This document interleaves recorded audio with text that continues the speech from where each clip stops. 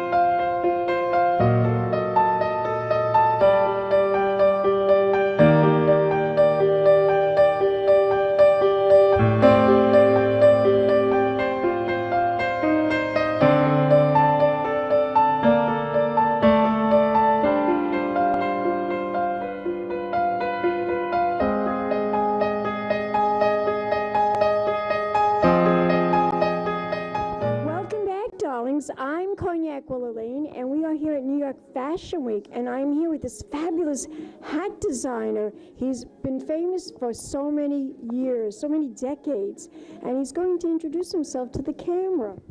Erick Javits. Mr. Javits, it's such a pleasure to meet you. Your hats have been worn by so many famous people, so many models throughout the decades, and you really have stood time and grace and elegance. Can you tell my audience what inspired you to become a hat designer? My background was in fine arts, drawing, painting, and sculpture, and it was really my sculptural interests combining with fashion and wanting to make women look beautiful that drew me to the idea of head sculpture. My first hats weren't really that wearable. They're more whimsical and ornamentational. And from there, I spoke to a lot of women as I was making more designs, and I began to understand they really needed more functional things to wear. That they complained they couldn't travel with hats, so I created materials that could be packed. That were flexible. That were flexible, because at the time things existed that were very heavy or brittle, or too dressy. The straws were too dressy, so I worked hard to learn what was available and try to improve it. What do you think that women want in hats now? I mean, besides being flexible, what do they want? What do they want to look like in a hat? I think they really want to put something on and look better than they normally would without it. It has to do something. It's like when you choose a hairstyle, it has to enhance your features. It has to bring balance and harmony to your facial. This is a three-dimensional form. So when you juxtapose another three-dimensional form against it, something magical has to happen. And that's what I work on, creating shapes that will look great on a variety of face shapes. Well, I will tell you that I'm known for my platinum blonde hair and my hats. And I don't leave the house unless I'm wearing a hat. Even when I go to the beach, I have a hat on. Everything is a hat. Always has to have. This week, the whole theme is the Western look and the fringe. And of course, right now I'm wearing flats because it's just a little bit more comfortable to get around town. But I've been wearing fringe booties, fringe bags, and fringe jackets like you see right now, and the Western hat. But I have 7 for the whole week, 7 different Western hats. That's what I'm wearing. So this collection behind us. Tell my audience what the inspiration for this particular collection for spring 2016. What is it all about? It's very relaxed. It's more sort of Tahitian inspired, but very laid back, white sandy beaches. It's all about relaxation and just having that sense of calm. So I've put some ornamentation on the hats with some fringes that are, crushable, lightweight. And again, most of it's just, they're functional pieces. For instance, a little crusher like this has the fringe. Oh, But wow. you just can roll it up and you and fold it up in your tote bag or whatever, and then plop it on when you want to, and it comes back to shape. The inner bands are elasticized for comfort. This lets your head breathe. It protects you. These have all been tested by independent labs for ultraviolet rays. Wow, interesting. Yeah, so they're all UPF 50 plus rated. Yeah.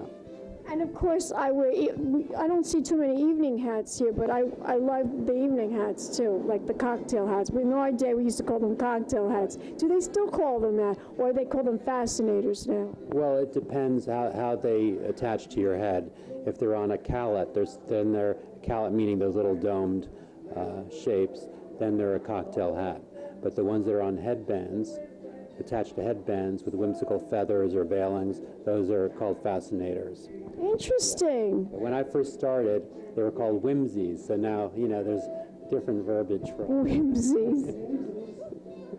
Well, you have beautiful hats. Tell my audience, how many are we seeing right behind us in this collection? Well, this is very edited down for the press. We have a much more expansive collection that we're offering to the stores with a wide variety of price points, and we also have a library of old styles, back from when I started, that styles from the 80s, 90s, 2000s on the library. When did you start Online. designing hats? My first designs, my first one was in 1978. I designed for my friend Mimi so we could get into Studio 54. And Steve Rubel just happened to be at the door when we got out of our cab and spotted us and waved us to come in ahead of, 100 other people that were queued up. So it worked. Fantastic. And now, tell my audience, you designed the hat, which we're seeing back there, at the Zang Toy Show. Tell my audience a story about that.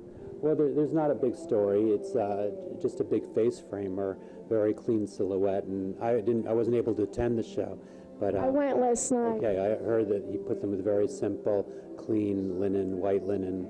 It's very Gorgeous, very fresh, very clean, very pure.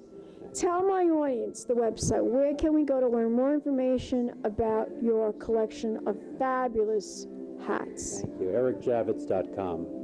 Yes. Thank you, darling. You're wonderful. Thank you. Thank you so much. Don't go away yet. We'll be back in a moment, darlings. More interviews right here at New York Fashion Week. Keep watching. Pink Champagne Kisses. Hello, darlings. You've all heard of Marilyn Monroe. Some of you know Bridget Bardot. Well, now it's time for the Cognac show. I said Cognac, ooh, ooh. I said Cognac, ooh, ooh, ooh. I'm your bubbly blonde, fabulously dressed to impress. One of a kind girl. This has been a Crybaby Productions, darlings.